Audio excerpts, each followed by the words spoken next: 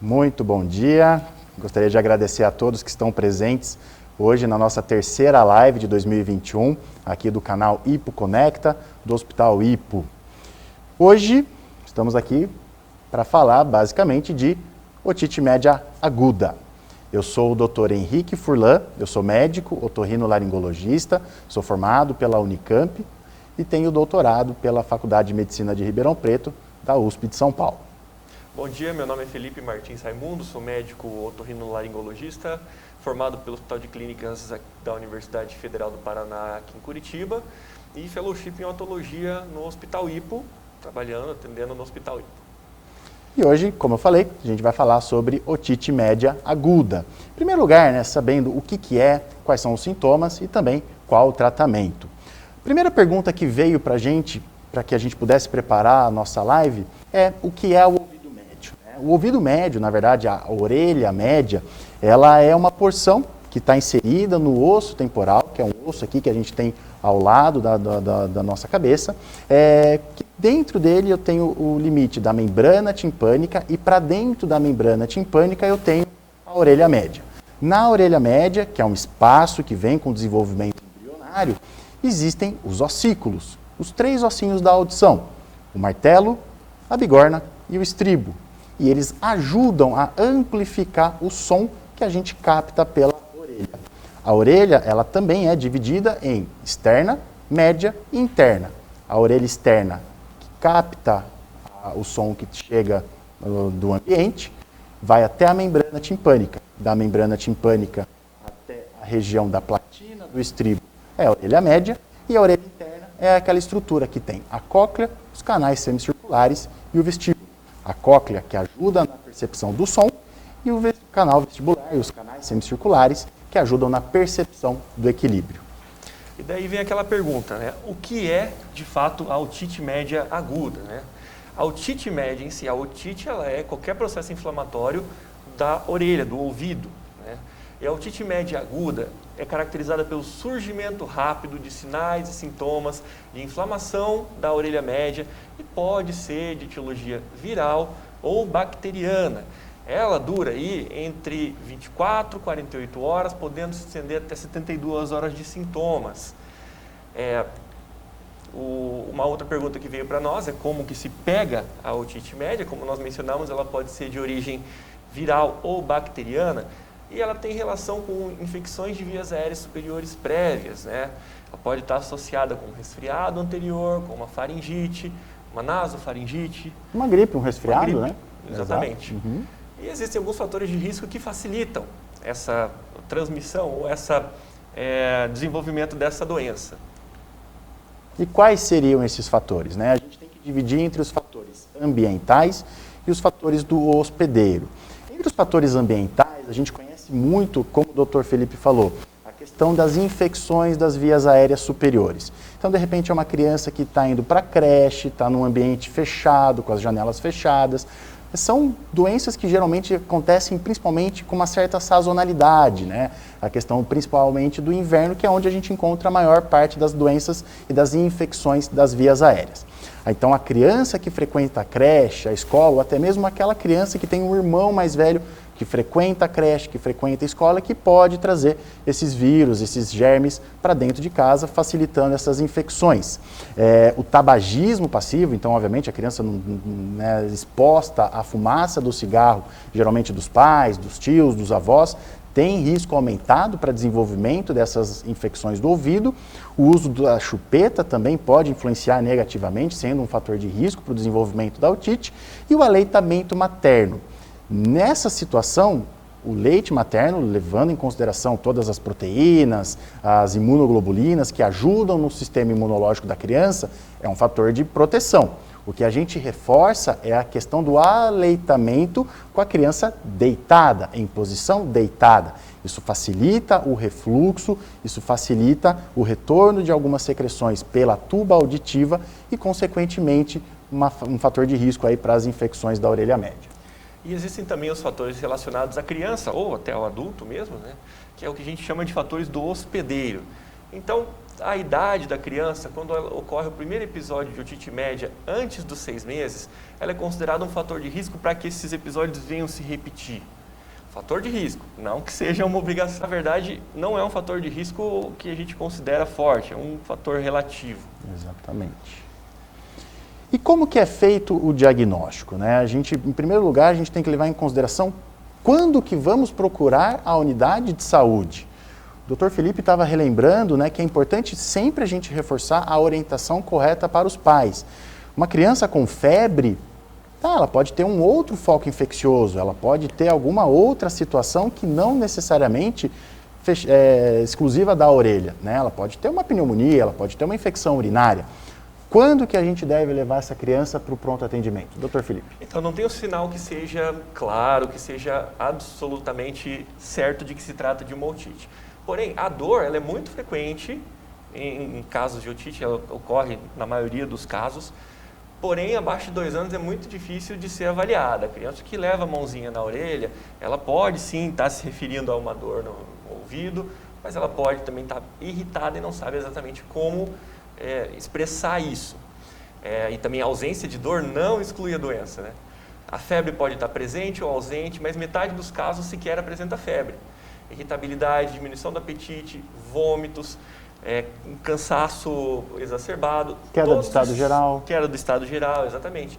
São sinais, são sintomas que sugerem que precisa de uma visita ao médico, precisa de uma visita ao otorrino para ser avaliada essa criança de toda a viéria superior e especialmente do ouvido. Então, levar em consideração somente a febre não é o fator principal para a gente procurar o especialista, né? Exatamente. Em compensação, um conjunto de fatores para que a gente possa examinar a criança, ou no caso o adulto também, e aí sim a gente pode, através do exame físico, especificamente identificar onde que está essa infecção. No caso, fazendo uma otoscopia, né? O ponto mais importante do diagnóstico da otite média aguda é olhar o ouvido. Não é um exame complementar nesse momento. Primeira coisa para o diagnóstico correto é olhar o ouvido. E a questão da otoscopia é muito importante. A gente fica discutindo com os alunos que nos acompanham quase toda semana. A gente não puxa a orelha, mas a gente dá umas boas chamadas de atenção. Especificamente, a otoscopia deve ser feita como parte do exame físico e deve ser bem feita. Não adianta usar um otoscópio com uma bateria ruim, uma pilha fraca. A gente tem que ter um otoscópio com o tamanho adequado, com o espéculo adequado para o conduto daquela criança ou do adulto, iluminação forte o suficiente para que a gente consiga o máximo possível avaliar os 360 graus da borda da membrana timpânica. Se tiver alguma coisa de corpo estranho, a gente tem que remover. Então tem que fazer aspiração de secreção se for o caso, retirar a cera se tiver algum acúmulo de cerume, para que a gente visualize essa membrana timpânica. E através da visualização da membrana timpânica, conforme as alterações da membrana timpânica, a gente pode fazer o diagnóstico adequado. E quais seriam essas alterações, Dr. Felipe? Algumas alterações que podemos encontrar, então, seria o abaulamento da membrana, a membrana mais vascularizada do que seria o esperado, o esbranquiçamento ou amarelamento da membrana devido à presença de secreção e a integridade da membrana. É muito comum a mãe, o pai, chegar com uma criança que eventualmente a membrana abriu, ela rompeu por conta de uma infecção aguda e está saindo secreção lá de dentro. Esse é um achado também muito forte que pode sugerir a presença de infecção aguda no ouvido dessa criança ou do adulto também. E quando você fala de hiperemia, né, aquele aumento da vascularização, é o sinal patognomônico para a gente pensar? Negativo. Pois é, né? Uma criança chorosa, uma criança que já está se esforçando um pouquinho mais, já vai apresentar esse achado com facilidade. Então não é o sinal. Se escolher um achado, seria o abaulamento da membrana. Concordo. Isso indica para a gente que alguma coisa está alterada. Que tem secreção, que tem pus lá dentro e que ela está causando um aumento da pressão e, consequentemente, a membrana timpânica está ficando mais engurgitada, mais abaulada, né? Esse seria o nosso sinal principal, obviamente. Exatamente. Né? E diagnosticamos, então, e agora? Como que tratamos? Então, aí que tá, né? Uma das perguntas que foi feita para a gente é exatamente sobre isso, né? Como que é feito o tratamento? Então, as linhas de pesquisa mostram para a gente que existem 2 caminhos a serem seguidos, tá? A maioria das crianças a gente consegue encaixar no primeiro caminho, que seria o caminho da observação. Por quê? Porque a grande maioria das otites médias agudas tem resolução espontânea. obviamente, com algum suporte de analgésico, antitérmico, mas a maioria dos casos tem uma boa evolução. Não necessariamente a gente precisaria introduzir alguma medicação diferente. Essas crianças que melhoram somente com o suporte clínico, sem a necessidade de um antibiótico, por exemplo, elas vão ter que ser adequadamente avaliadas e a gente tem que encaixar essas crianças em diversas situações, em diversos tópicos do nosso protocolo para evitar o uso desnecessário do antibiótico. Quais seriam essas situações? Uma criança que se encaixa em todos os critérios que eu vou mencionar agora é uma criança que nós podemos tratar de maneira, como o doutor falou, de suporte. Então, analgésico, antitérmico, hidratação, repouso, vai ser o suficiente para essas crianças. Então, uma criança que não pode ter sinais, o que a gente chama de toxemia, aquela criança prostrada, um cansaço que não é o comum dela, que faz um esforço muito grande, basicamente para ficar acordada. A criança que apresenta febre maior do que 39 graus também é um sinal de que ela não pode ser tratada dessa maneira. A otalgia que ocorre, a dor de ouvido que ocorre por mais de 48 horas, crianças menores de 6 meses, otite média que ocorre dos dois lados ao mesmo tempo, e aí entra um parênteses importante. Uma criança com mais de 2 anos e otite média aguda dos dois lados pode ser observada, mas 2 anos para cima. Tá? Se ocorreu falha em tratamento anterior, se é uma recidiva, então, há 30 dias atrás essa criança já teve uma infecção há menos de 30 dias atrás. Há atrás. menos de 30 dias, em até 30 exatamente. Se não tem alguma imunodeficiência, alguma outra alteração da formação dessa criancinha. Então, as crianças que apresentam esses achados, elas merecem um tratamento mais, como eu posso dizer, incisivo, um tratamento com medicação antibiótica, com a avaliação mais próxima uma da outra. E as crianças que não apresentam, aí a gente vai reavaliá-las, mas um fator muito importante para isso, né? Sim. Quando nós optamos pelo tratamento de observar, a gente tem que ter certeza de que nós vamos rever essa criança em até 48 horas. Exato. Senão, não vai ser efetivo. Então é muito importante a gente deixar bem claro, principalmente para os pais nessa situação, de que se eu tenho condições plenas de dentro de um intervalo de 2 a 3 dias, reencontrar essa criança, rever a otoscopia, rever o quadro clínico, como que essa criança está, eu posso pensar sim nessa medida um pouco mais conservadora, sem a necessidade de entrar com antibiótico. Agora, eu sou um médico que frequenta aquela unidade uma vez por mês. Não é a situação ideal para que a gente possa fazer essa reavaliação nesse intervalo de tempo, tá bom? Isso aqui a gente não está nem falando das complicações, né? A gente está falando de uma otite média aguda sem sinais de complicações. A gente vai falar um pouquinho mais para frente a respeito de algumas complicações, o que deve ser feito nessa situação, tá? Agora pensando no antibiótico, então a gente viu todos esses tópicos que o Dr. Felipe falou e a gente tem plena condição de que ela não encaixa em pelo menos um desses tópicos. Aí a gente vai pensar sim no antibiótico. E aí qual seria o antibiótico que a gente pode utilizar? A primeira escolha, não tendo qualquer alergia, sinal de reação adversa ao medicamento, é a amoxicilina. Conhecida, eficaz, um remédio que tem disponibilidade em vários lugares, não dá para dizer todo, mas em vários locais, né? A amoxicilina é a primeira medicação a ser fácil empregada, acesso, né? Exatamente. Fácil acesso. Se houver história de alergia à amoxicilina, nós podemos substituir a amoxicilina por uma outra medicação. É um grupo conhecido como cefalosporinas, de segunda geração. Aí vai muito da necessidade, do local, da disponibilidade, é claro. E existe alguma medicação que você faça que não seja por boca, que é só por injeção, alguma coisa? No caso de haver alguma alteração que não permita a ingestão via oral, ou então se houver alguma resistência recidiva ou recorrência da otite média aguda, nós podemos lançar a mão de uma medicação chamada ceftriaxona por 3 a 5 dias. É injetável, infelizmente é dolorida, mas é eficaz também. Exatamente. Até aquela situação da criança especificamente, que está toxemiada, que não está conseguindo ingerir líquido, né? É uma situação para a gente poder pensar na medicação de outras formas de acesso, né? Intramuscular, endovenosa e tudo mais, né? Exatamente. Chegou uma pergunta para a gente, né? Quais as consequências das otites frequentes? Muito importante isso, né? Isso, as otites frequentes, elas podem resultar em alteração de todo o ouvido médio. Então, nós estamos falando da cadeia de ossículos, da membrana timpânica e das estruturas que passam ali por essa região, incluindo elas o nervo facial, então paralisia facial, numa otite complicada, recorrente, é uma possibilidade. Chegou uma nova pergunta que conversa justamente com isso. Pode evoluir para meningite? Sim, pode evoluir para meningite. Mas essa é uma complicação aguda de uma otite que ou não foi tratada adequadamente ou que está um pouco mais arrastada também. Existe né? até uma resistência ao tratamento. Isso. E que, obviamente, também tem alguns tipos de bactérias que facilitam essa propagação para a região do sistema nervoso central, com uma maior preferência, né, uma pretensão de avançar para o sistema nervoso central, de ser um pouco mais invasiva. Isso pode levar, sim, a complicações no nível do sistema nervoso central. Agradeço a Alessandra pela pergunta. Outras possibilidades de consequência da recorrência da otite média aguda, então alteração na audição desse paciente e também alteração no desenvolvimento do ouvido médio como um todo. Então, o ouvido que não vai se desenvolver adequadamente como deveria.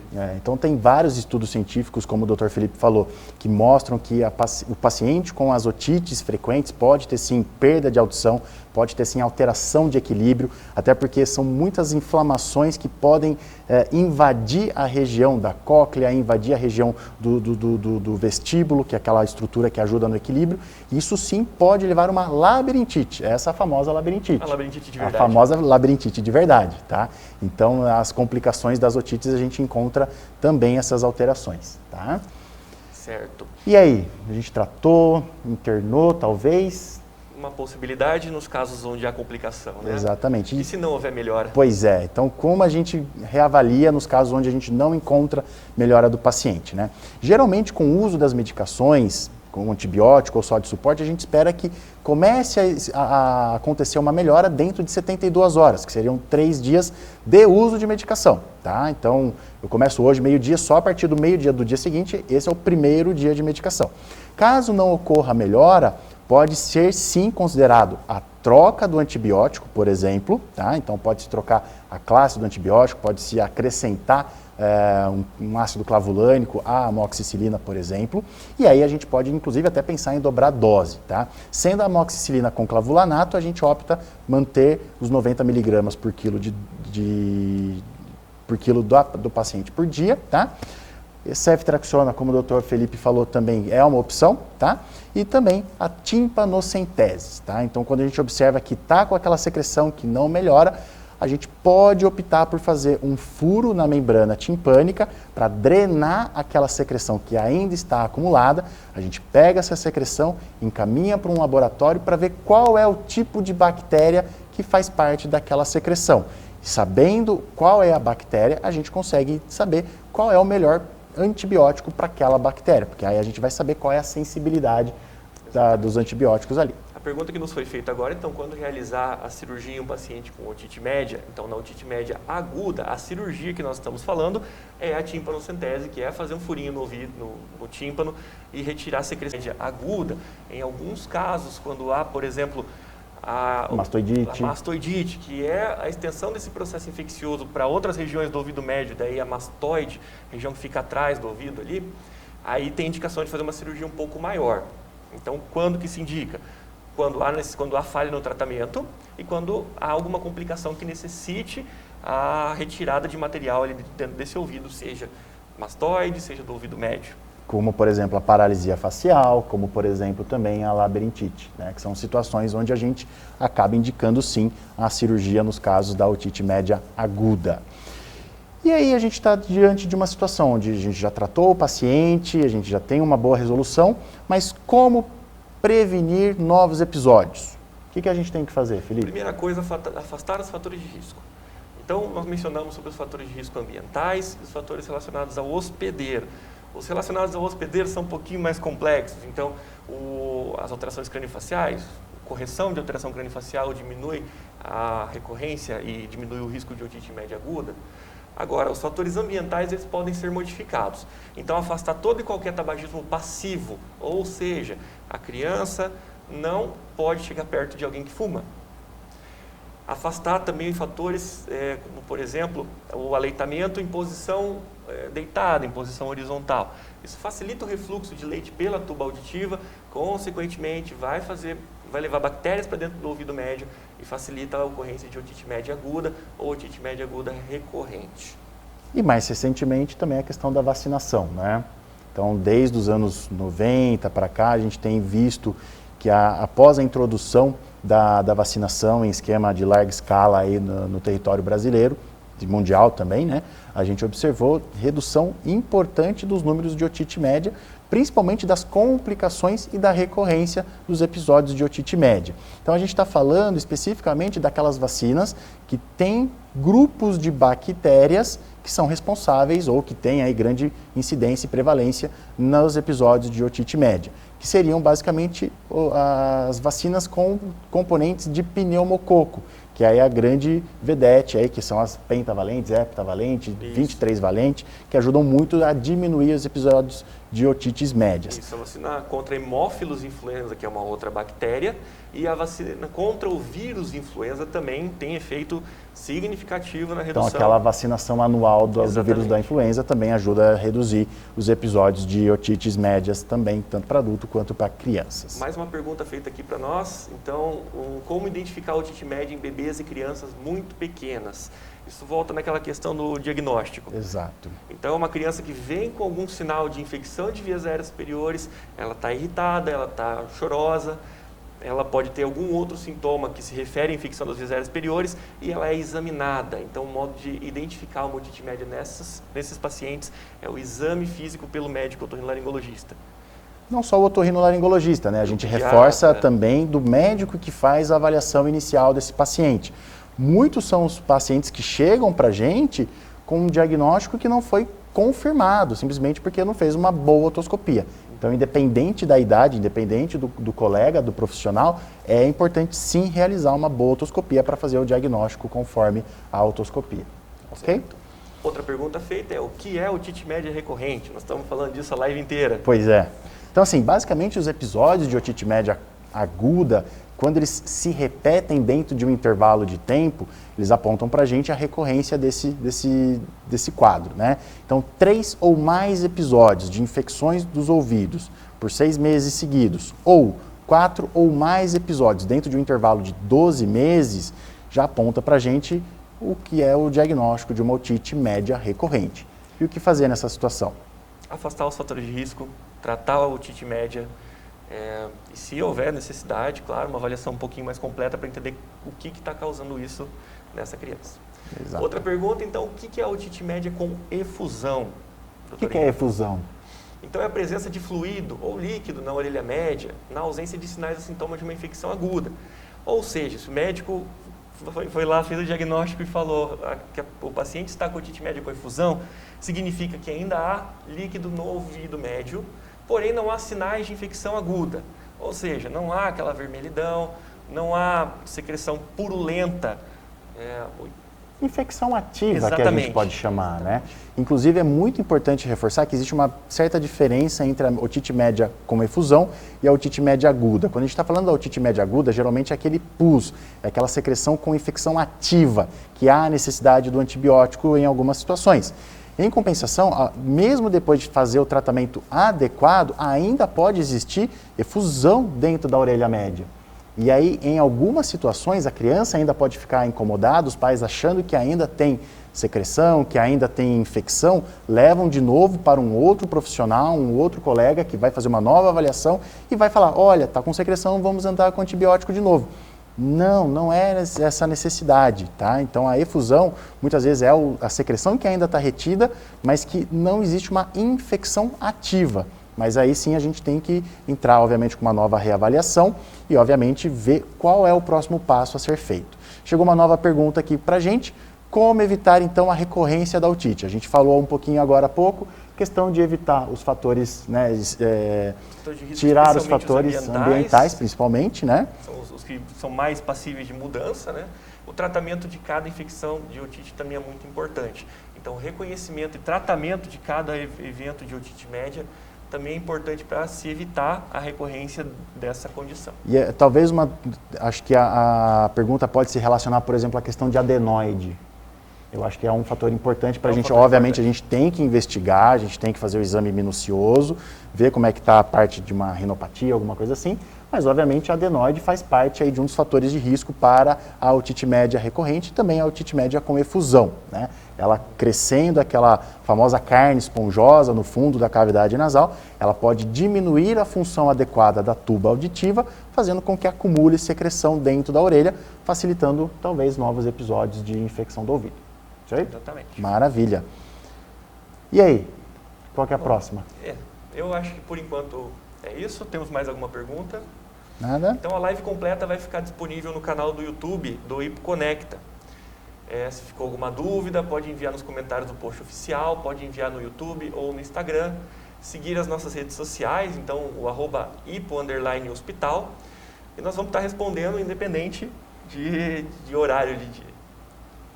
E a próxima live, fique atento que no dia 25 de fevereiro, às 11h30 da manhã também, o grupo de cirurgia vascular com o tema laser no tratamento de varizes, com os convidados, o Dr. Alexandre Chiome e o Dr. Bruno Moraes Ribas, vão falar sobre esse tema aqui no nosso canal.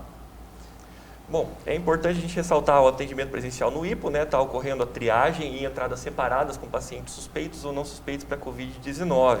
Isso traz bastante segurança para todos, né? Todos os pacientes, todos os profissionais também.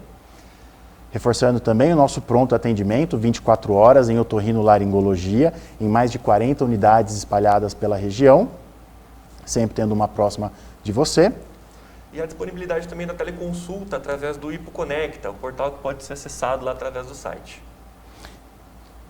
Também contando com um novo serviço do hipooftalmologia, também aqui na unidade central, na Avenida República Argentina. E também contando agora com um novo serviço de pronto atendimento na unidade Barroso, próximo ao Hospital Pilar. A gente agradece a audiência, a todos que estão assistindo. Se tiver dúvida, estamos à disposição, pode mandar no canal oficial. Se houver algum comentário, alguma coisa, pode nos seguir nas redes sociais, por favor, a gente agradece. Com certeza. Gostaria de agradecer a todos que estiveram presentes aqui. Como o Dr. Felipe falou, estamos à disposição para maiores esclarecimentos, dúvidas e questionamentos. Muito obrigado, tenham todos um bom dia.